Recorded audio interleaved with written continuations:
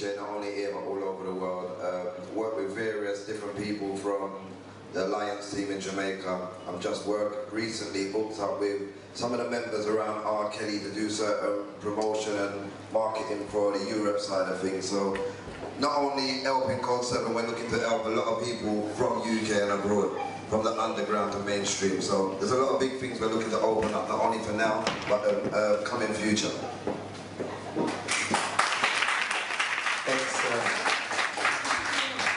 A few people came in since we began. Please, can I ask you to turn your phones off or down, please? Thank you. Okay, that's fantastic. You met some of the team. And as I said, I'm National Senator, and I started off with lyrics. Lyrics was my thing. I used to write lyrics galore. In 80 something, after we just started making music, I got a £12,000 publishing deal from just lyrics. The guys never heard of me, but I had so much lyrics, and I thought, wow, and I put them all together. At them days, I had maybe nearly 500 different pieces of lyrics. But as time went on, I changed that talent to writing applications, funding applications, business plans, and stuff like that. And do you know, I'm responsible for writing a lot of Code 7's bits, and I've learned from people like Mr. Thompson, who's MBE, and he taught me various ways of writing. Now I write all their plans. We've got a contract at the moment with BBC Children in Need. We have a contract with the Home Office. We have a contract with Evening Standard newspaper. We also have a contract with Lambeth Council. We just finished a contract with Hackney Council. They realise the importance, these guys. They realise the importance. But we need to realise the importance as a people and really take this forward to show them that we can be self-sufficient at the same time and develop our structures. At the moment, Lambeth Council have put together this thing that they said it's the main priority for Lambeth Council, which is youth and youth violence. Youth and youth violence, we've been talking about that for how long? But it's priority now for Lambeth Council, and they invited me to speak there last week. But they seem to be putting resources into this. Everything is focusing towards this. But it's the youth and youth violence stems from somewhere, and we hope with our journey we will find out, get to the real bottom of that, because you know we've got so many different scenarios. People say it's from the family upbringing. We know that's real. You know what I mean? People say it's from the society. It's from the generation before, because my generation was the party generation. That's all we done. Party, party, party, party, babies, kids, party, party, baby kids. It's real. Yeah? And so now we've got a generation that they don't even know themselves. They don't even like themselves at the moment. They don't. They can't. If they take something sharp and put it into another person, they don't like themselves. Their own person who they see, their own person. It's a mirror image. So we've turned around a lot of young people over the years that we've been doing it. And I can't start anywhere, but one specific person who used to come wearing a bulletproof vest, this young man, and he was the leader of a gang from Mansfield. He now runs a church, and he, through his music and through his delivery with Code 7, he now runs a church in Mansfield. They have over 75 young people attending, and they're just constantly changing young people over, whatever it takes, man, whatever it takes. And he's serious because it's gone 3 years now since he's done anything untoward. And I'm talking about a real serious gang leader. The kids used to come for his help. He used to rob people. He used to do the real thing. And now this young man is totally different. I want to talk about someone who's coming up to speak for you today, because I'm going to move forward. And this young man, Kevin Bennett, our lead speaker today, wowee. We were running a building in Oval. This building is worth over £10 million, and we became head lessee of it from London Development Agency. And I was getting a lot of visits from people from the community because they all want to get involved. And Kevin rang me one day and said, Asher, I've just come back from Japan, I need to see you. I said, come on, Kev, come on over. Do you know, this young man had me quiet in my office for over 3 hours. He had me sitting like this. And that's hard to do to me in my office, in my building, and all things happening. That's hard to do to me. And Kevin had done that to me. He's done that to a few people. And when I heard Kevin talk that day, I realised how great someone can be. No matter where you stem from and come from, how great we can be. And today Kevin's going to bring a presentation to you that is fantastic. I remember when Kevin was... realised, and they closed the building down. And Asher sat down and he said to me, oh Kevin, I feel really down. I don't know where this is going to go yet. And I said to him, don't worry, I'm going to teach you some stuff. And when I teach you these things, yeah, wonders are going to start to happen. And I know he kind of looked at me a bit strange, right? He says, yeah, but Kev, I don't know how. And I said, the how does not matter. Yeah, but Kev, but the say yes does not matter.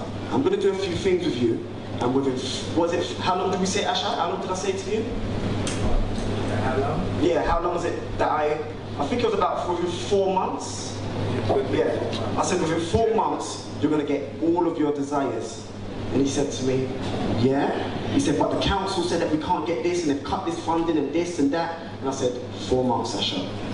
Within 4 months, his whole enterprise is built back up.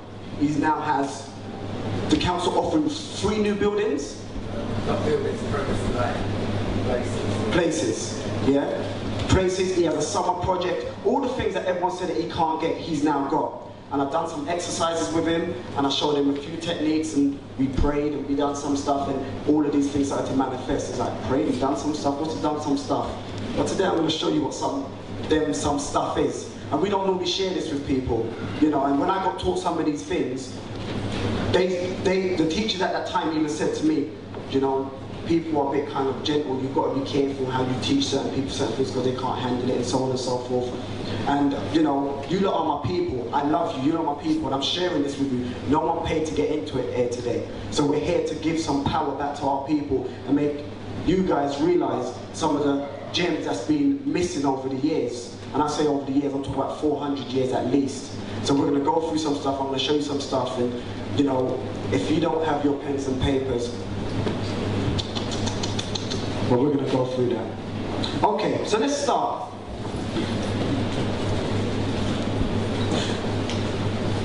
The other day,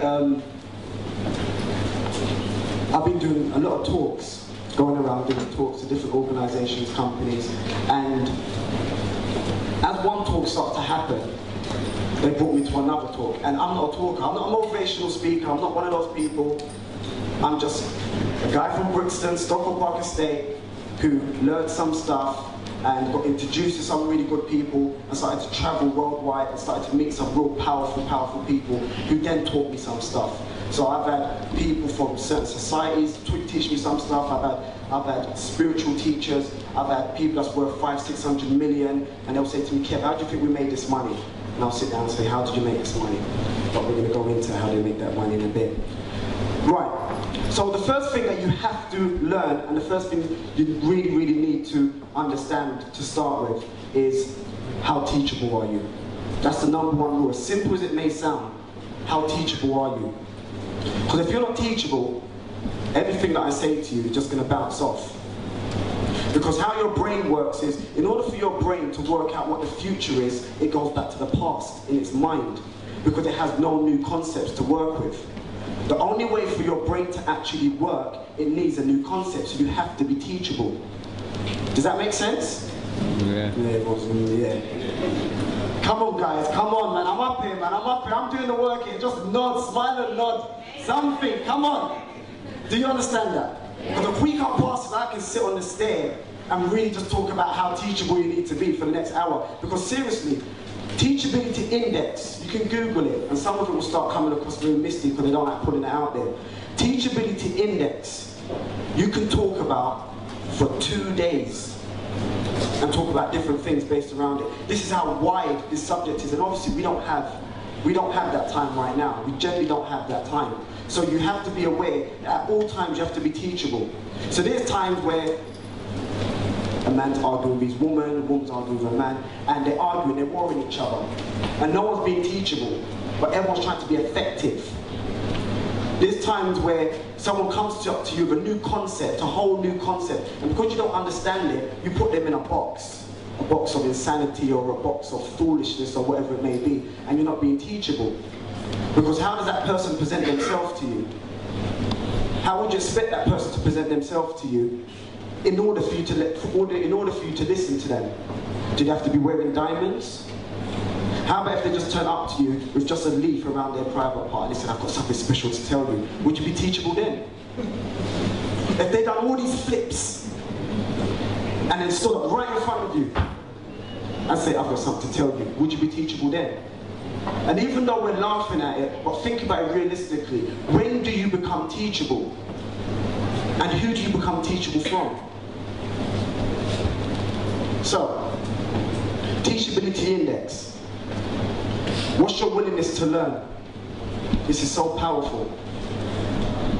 Okay, I'll put it to you like this. All you guys turned up here today and it was free. But if I charged you a tenner, would you still turn up? Yeah? Yeah? Would you? Would you still turn up if it was a tenner? Okay. If it was 20, would you still turn up? Ah, but you don't know what you don't know until you know it. If it was £50, would you still turn up? And this is really serious. Sorry? Good. The thing is, sometimes you can pay thousands and thousands of pounds and you don't know what you're turning up for. You really don't know, because you didn't know what you turned up for today. Someone just came with their concept and said, I got the gems of the universe. Wow, gems. But realistically, do you really know? You have to be willing to give up something in order to be taught. You have to be willing to give up something. If you don't give up, if you're not willing to give up, and this is something that I will go into myself, if you're not willing to give up something in order to be taught, because I've got a belief that when you, the best time to watch fireworks is at night time. Does that make sense? The best time to watch fireworks is at night time. So what that means is the worst time that you're going to go through in your life sometimes is when the best teachings come along. So when you're going through the darkness of your life in general, that's when the best teachers come out to present themselves to you. But the thing is, at that time, now think about this, at that time, you're so wrapped up in your issues and your fears and all these things that are you teachable? Do you have a willingness to learn? So if I turn around and you've got all the bills in the world to pay, and I say, I've got a great idea. Oh, just leave me alone, you see, I'm vexed. Seriously, think about it. Or if I turn around and I said to you, do you know what? Let's go somewhere, it's going to cost us £1,000, but if we go there, we might learn some of the greatest things ever, and you've only got that £1,000 left. Would you go? You know, spend no money, you know. At what point do you turn around and you say, I'm willing to learn? And I'm going to give whatever it takes in order for me to learn that new lesson. That's why I said we can talk about this for 2-3 days. What's your willingness to learn? What's your teachability index? What are you willing to sacrifice? There's times where my see-through Mark Davis would say, right, and we all got to stand up. And he goes, arms up. And he goes along and he hits all of us. And I hate being last because I can see the rest of them in pain. And as he gets close, I go, and he goes, arms up. And there's times where I would say to probably one of our friends or a lady friend, come along, go and training, come along. And then they'll sit there and I can see her feeling so sorry for me. But the thing is, what she failed to realize is conditioning. We're getting conditioned. We're going to be conditioned for whatever's to come in life. What's your willingness to expect change? These things you should write down. 1, 2, 3, 4, 5, 6. See, before I get to that, in Africa there was a village. And in this village, they used to get rain all the time. Hey, Marvin's here. Marvin, have a seat. Don't be late. Marvin's one of my good friends, by the way. He's one of my best friends. In Africa, there was a village. And in this village, they had all the crops. They had everything in this place, all the crops. And then a big drought started to happen.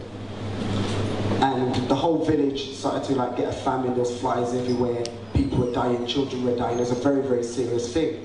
So what they done, they went to the local spiritual man and they said to the spiritual man, please pray for rain. Please pray for rain. Please, we need rain. And what happened is, he says, everybody turn up at 12 o'clock and we're going to pray for rain. We're going to pray for so much rain. It's going to be amazing. And at 12 o'clock, all of these people, thousands and thousands of people turned up. And they came. And he looked into the crowd and he said, no rain's gonna come. And he went, why? Why? He said, because not one of you brought an umbrella. You don't believe it. You don't believe. How many of you brought a pen and pad? If I turn around and said, I'm going to give you the lottery numbers of £1 billion, how many pens and pads would you have? Yeah, you'd be marking it down. You'd have a tattoo artist right next to you. Hi, Donna. So what's your willingness to expect change? This is so important. Because if I turn around and I said, are you teachable? And you says, yes, I'm teachable. Kevin, I am so teachable. And I say, you're really teachable. They say, yes, I'm teachable. And I say, excellent, you're teachable. So you're 10 out of 10 at being teachable. And you go, yes, I'm 10 out of 10 being teachable. And I say, good, that's good. Now you need to change certain things in order for that teachability to work. And you say, I don't want to change that. I don't want to change. Does that make sense what I'm saying to you? Because in order for you to be taught something new, you've got to make a change.